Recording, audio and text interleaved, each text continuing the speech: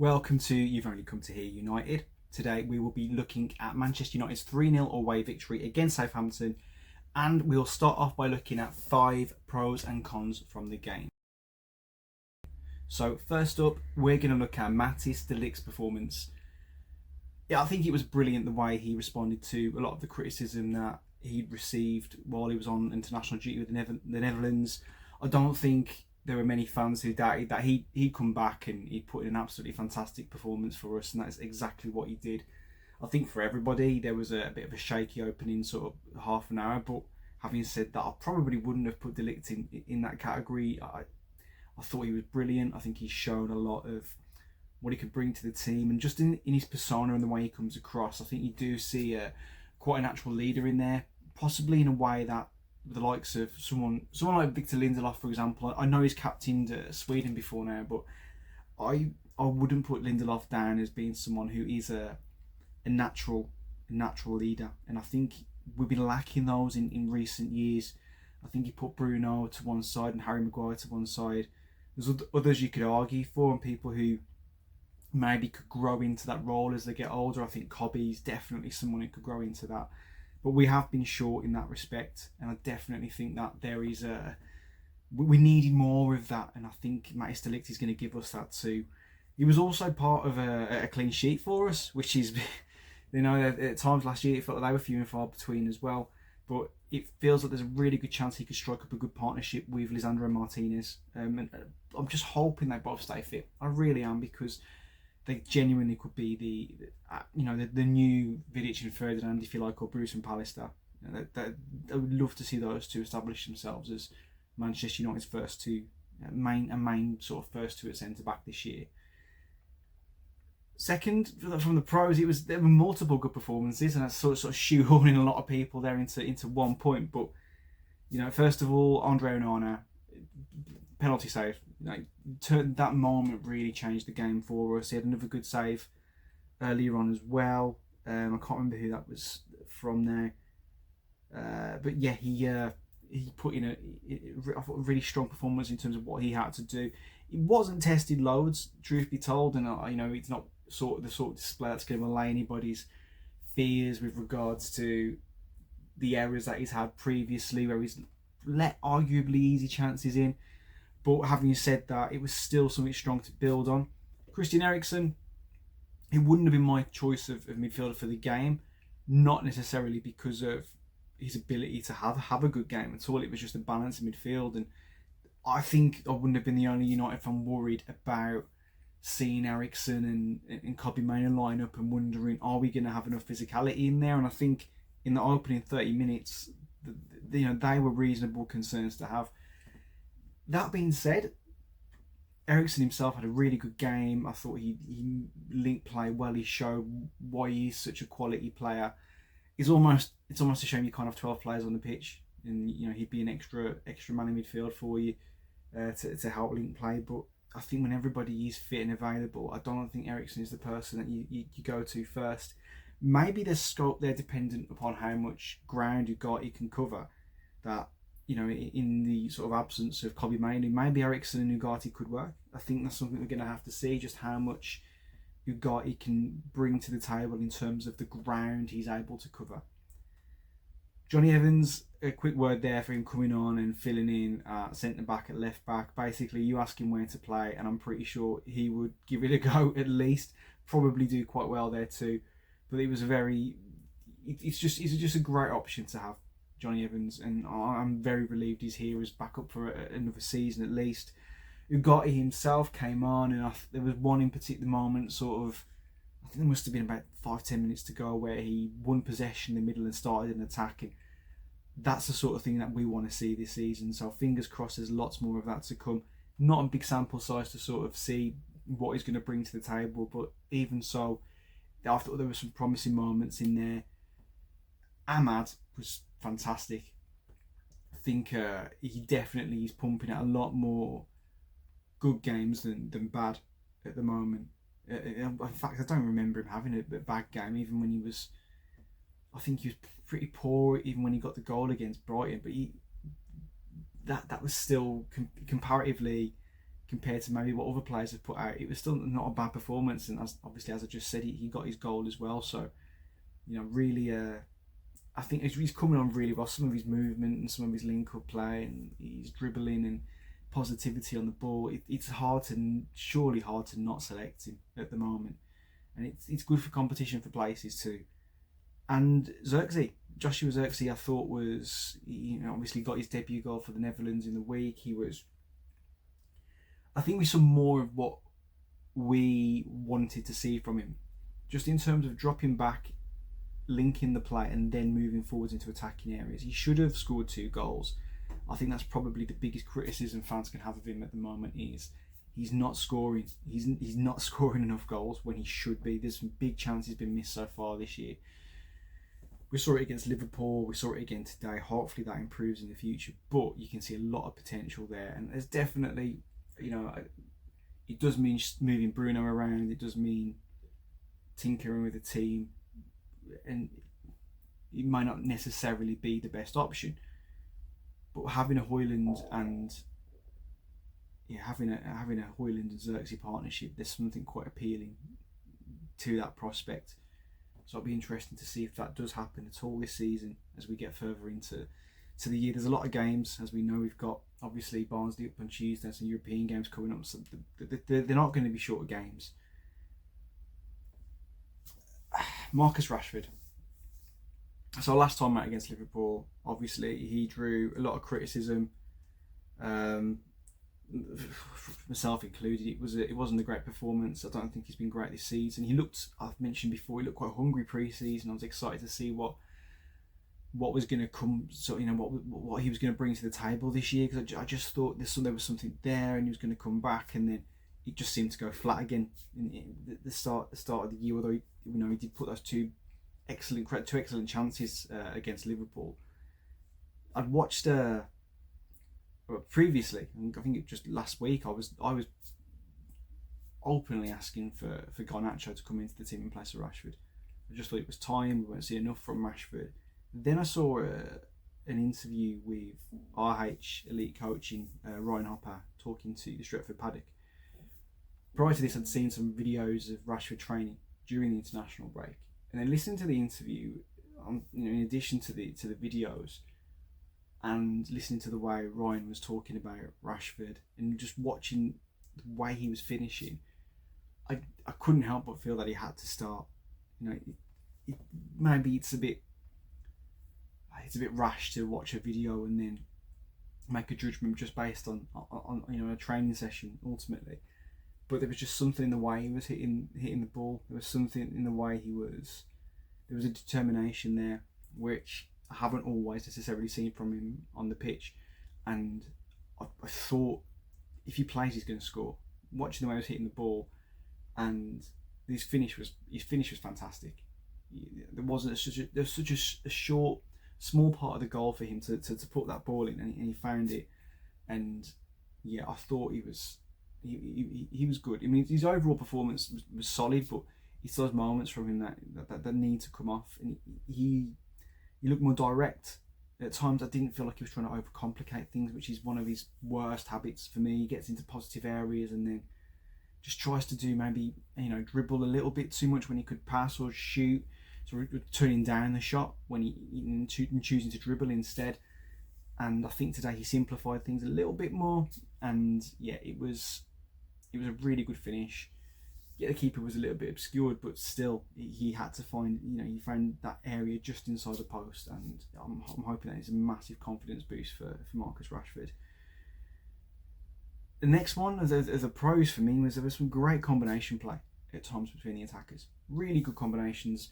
Zirkzee and Ahmad in particular involved fullbacks joining play too.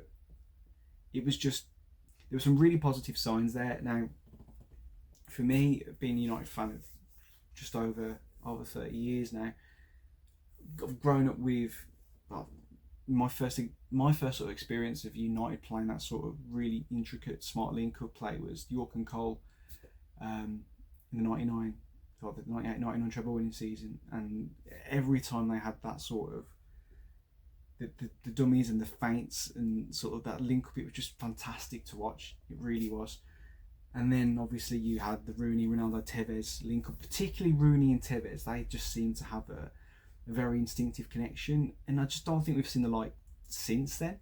There was a little bit between Juan Mata and Ander Herrera. I think for a while they seemed to have a little something going on, but they just didn't play together regularly enough. But under Louis van Gaal, there was a spell where, yeah, it seemed like, you know, there was a little bit of that, but we've missed that for a while. And I think there are players in the team at the moment who naturally seem to have a good rapport with each other, and I'm hoping that develops into something really enjoyable for us to watch for the rest of the season.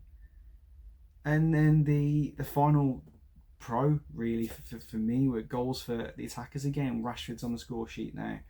Garnacho added to his Community Shield goal. Ahmad obviously got this goal against Brighton. We've seen Xerxes hit the back of the net as well and get his first goal against Fulham. They're not a lot of goals, but they are goals for the attackers, and they're not going to have that, you know, that question asked of them consistently after games like, you know, it's been a while now, when do you think you'll break your duck? Is there any reason for you not scoring? They're not going to have to worry about that for a while. At least they've all managed to get on the score sheet. We just need to see more now. We need to see more goals. The negative sort of the game, there were some. For me, the Portuguese element in the team let us down a bit. I thought Bruno was wasteful. And I know there are a lot of people out there who don't ever want to hear a bad word against Bruno Fernandes, but he can be really inconsistent with his performances. There's never a knock on his effort. In terms of effort, he's always going to be a 9 or a 10 out of 10. The way he plays, the way he tries and throws himself into everything. But that being said, just because he, you know, tries his best doesn't necessarily mean it translates into always a good performance. And I thought he was in attacking areas on the counter attack at times. I thought he was quite wasteful with the ball. His decision making wasn't great. Diogo Dalot as well didn't have a great game as well. I say game, it was the start of the game. It had been half an hour and Southampton was sort of on top. He wasn't great. And it also culminated in giving away in the penalty ultimately too, which sort of rounded things off for him a little bit. But I did think he steadied as it went on, and he wasn't so bad. And you've got to say this for both of them. You know, they were, from my perspective anyway, poor performances, but they both got an assist. So, I mean, if you're not going to have a great game, at least have a great contribution. And both of them did in the end. I thought Dalot, it was a really clever ball from Casemiro for the third goal, and Dalot made a very good sort of run there, caught out the defence. Excellent sort of spot for Garnacho and a brilliant finish too. So they still managed to find a way to have a positive impact on the game. The second was Southampton had a threat which I really think they shouldn't have had. So on occasion, I think they just bypassed our defence just that little bit too easily for me. Dibbling caused us problems purely by running at us, and obviously he ended up winning the penalty too.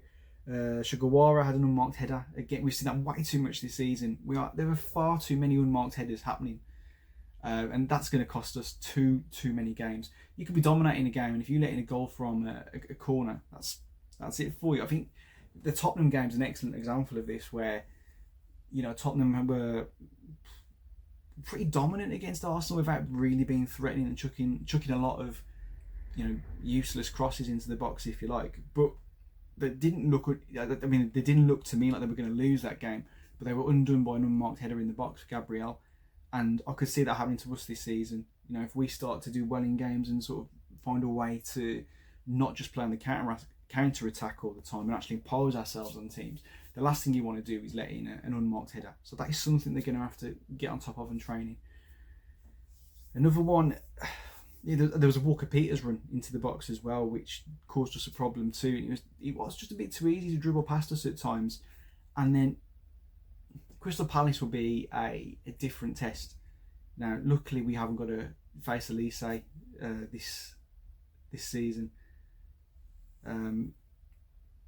They still have quality attacking players. Eze will cause us problems, no doubt about that. But I do worry the way Southampton were able to get at us at times. That could cause us problems when we play better teams and better opponents. My next con was Kobbie Mainoo. It wasn't his performance that was the issue for me. It was the way he was exposed at times. Now, Casemiro is arguably rightly so, received a lot of criticism this year. But when you watch Kobe Mainu getting outnumbered in the middle, you do wonder who in that position is not going to get exposed. And I think it was probably fair, it was a fair comparison there to see Mainu in a role Casemiro's been in, swarmed by players at times and have limited options. And those times he ended up giving the ball away, caught in possession just because of the volume of players that were pressing him. He did a great job too. But for me, the 4-2-2-2 sort of formation that we're seeing at the moment is growing on me. I'm liking what I'm seeing. I think some people still interpret it as a 4-2-3-1. I don't know. I'm not seeing that as much. I think there is more of a 4 up front too, especially when you see Xerxes drop back a bit. Bruno can push on too. But the flaw for me is, even though the two in midfield, whoever they are, seem a lot closer than at times last season, there are still points where, in terms of the build-up play, they'll split, and you'll find mainly it almost becomes a 4-1-1 in terms of the build-up. But the one who's playing the deeper role can sometimes just get so easily outnumbered. I think it's such a high-risk strategy as well. Even if they're a fantastic ball-playing midfielder, you're looking at your Perlos, and they can dictate play from there. And yeah, it doesn't matter what sort of pressure they're under. Teams know to target that person. And yeah, I think that is still a flaw in the plan, even though we're seeing some of the benefits of the way we're playing. That doesn't sit comfortably with me at the moment. I might be reading the situation wrong, and maybe it's something that the players are doing, and it's nothing to do with the structure. But for me, that is the one thing in this system that still isn't really working from a defensive or attacking perspective. Another 4 in the cons was the defenders going off injured. And now you're thinking when you see it, not last season all over again. We lost, Delic went off. Apparently it was just cramp. He seems to be okay anyway. Masraoui went off. I'm not too sure what the issue was there. We lost Martinez too. Eric Ten Hag has said since that they're all okay. Now maybe we're just going to be paranoid this season. Every time we see somebody go off, we're going to expect the worst because of what happened last year. But I think we've got every right to expect the worst because of what happened last year. Now, fingers crossed, as Eric has said, they are all okay. I'm not sure what that will mean for. I think ideally he'd probably want to rest all 3 of those for the game against Barnsley tomorrow, but that is all going to depend on the availability of other players. And then it's not just a case of defenders going off injured, but when you do see that happen, then you sort of swing back round to the defenders that are already injured, i.e. the left back situation.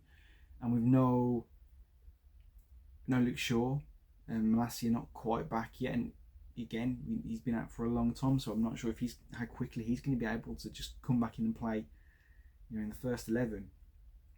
You do start to feel short in certain areas, particularly at left back. We ended up again with Casemiro having to come on and fill in, which that shouldn't be happening, but that is the position we were in again. And fingers crossed this is a one-off this season, but based on what we've seen in the past, I'm not going to hold my breath.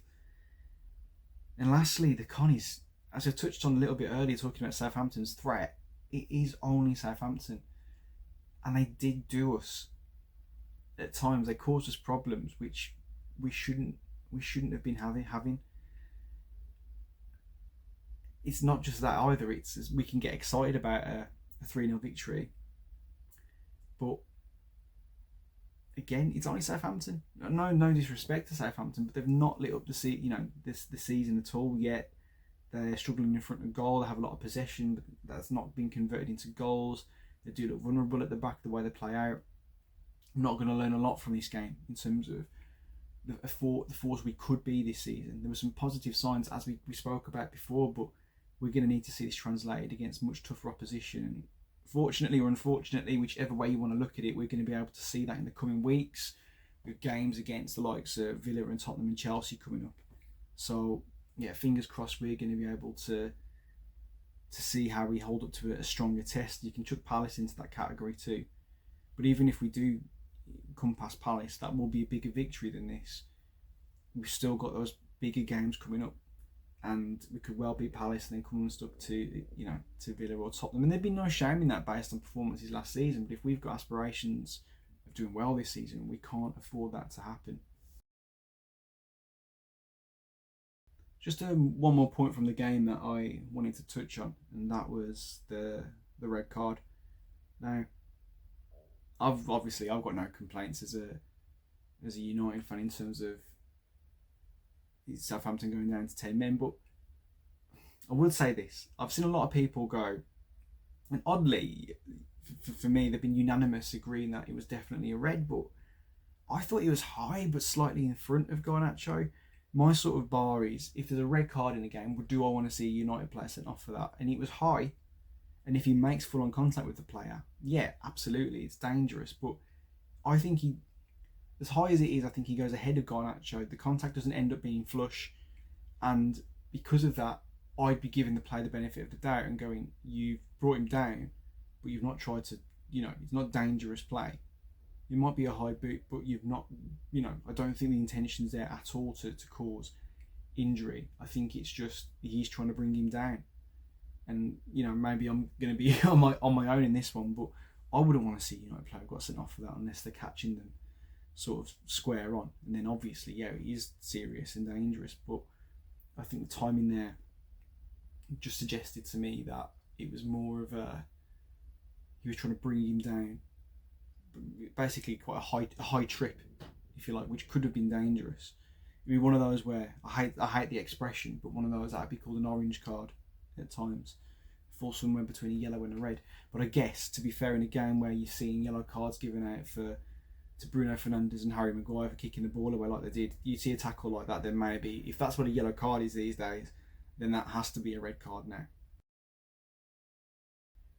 Finally, just going to round off by having a quick look ahead to tomorrow's game against Barnsley. For me, bringing all the bench players. We've got guys that 100% need games. That's regardless of whether you guys want to see them play or not. They need the football if they're going to be part of the squad. And I think that. I mean, Anthony, I'd rather see the likes of Ethan Williams get a game, but Anthony's part of the squad and he's probably going to need to play tomorrow. I want to see, personally, I'd like to see Toby Collier come in. I think Eric's made it quite clear that he's going to be part of the squad and he expects him to play a decent amount of football this year. Well, if he is, you're not playing against Barnsley, something doesn't quite add up there. So I fully expect to see him play. I want to see him play. Want to see more of Ugarte? I don't know if he starts that game, I'm thinking I want him to start to see more of him, but then I don't want that to mean that he doesn't start against Palace. I'm thinking if Eric's trying to build him up, maybe bring him on at half time or something, give him more time if that's what he's thinking. But either way, however Eric decides to do it, I want to see more of Ugarte. I'd like to see Wheatley start too. We haven't got Højlund to come in to rotate with Xerxes, and without that, I've said this in video, so the podcasts in the past, just not impressed with the options we've left ourselves with up front. So we need to see what Wheatley's got in the first team. It'd be a great opportunity for him as well. Perfect sort of game for him to come in and show that he can do a job against. If he can do it against Barnsley, then maybe, if he can pick up a goal, if he can pick up a goal, that'd be great, and maybe it can convince Eric that he can do a job in the bigger games. I think the potential's there, and without having more striking backup, if he can show that he's got more to add, more to bring to the table, that'd be really encouraging for us from a squad perspective going into some big games, especially if we were to pick up another injury to Højlund when he comes back, or to Xerxes. We'd be looking really thin on the ground, and we don't want to go back to moving Marcus Rashford up front. Also, let's have a look. Harry Mass as well. When we're talking about the left back situation, we've got an option there he was brilliant in pre-season, and this is the absolute perfect game to give him a run out. If he doesn't start Harry Mass tomorrow, I don't know what he's doing. I really don't. This is a sort of game where you can bed these players in, and obviously Mass, Collier and Wheatley were all promoted by the manager to the first team. We need to rotate. He's got to use them. I think it's been. To be fair, Dalot's done a decent job coming in at left back again, and Mazraoui obviously has been great at right back. But I feel Mass has been a little bit hard done by not getting any minutes in the opening league games of the season with the issues that we've already got at left back. It would be nice to see a few more academy players come into the team.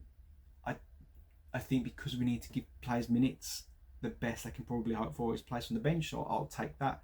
It would have been nice to see Shay Lacey potentially come in and play a role in this game, but I think again he's just come back from injury, so it's probably a bit too much of an ask here. Maybe there'll be an opportunity for Shay Lacey later in the season. And also again we've got some interesting new young signings, Seiko Kony for one, but again they've only just joined us, and I think even as a sub it might be too big of an ask. Although if any of them are included on the bench, it'll be a good indicator of where they sort of sit in terms of Eric's thinking, the first team thinking. Now, in terms of the actual lineup for the game, this isn't necessarily what I want to see, but what I think I'll see. I think we'll see. I think you'd expect Ortega in goal. If it doesn't happen, it'll obviously be Heaton. In terms of the options we've got at the back, I think either Dalot or Mazraoui still start at right back. I think I'm hoping. I think there's a reasonable chance they'll share the game time. I say Eric doesn't often make changes in that way, so I think maybe it'd be more of a 60-30 split. If I could choose personally, I'd give them 45 minutes each because of the lack of options we've got there. I think it's reasonable to expect Evans and Maguire to start at the back, everyone being sort of fit and well, unless he's trying to create more of a centre-back partnership. But after watching players go off for different reasons in the last game, I think you just play it safe and put Evans and Maguire back there to rotate. And then at left back, you've got to play Harry and Mass, as we were saying before. And I think Eric will.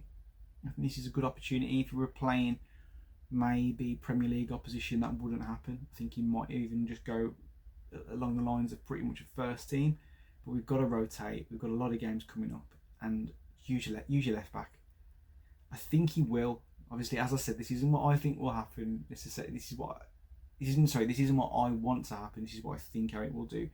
And I do think he'll start Harry and Mass, but it's sometimes very difficult to guess what Erik ten Hag will do, thus Christian Eriksen starting against Southampton.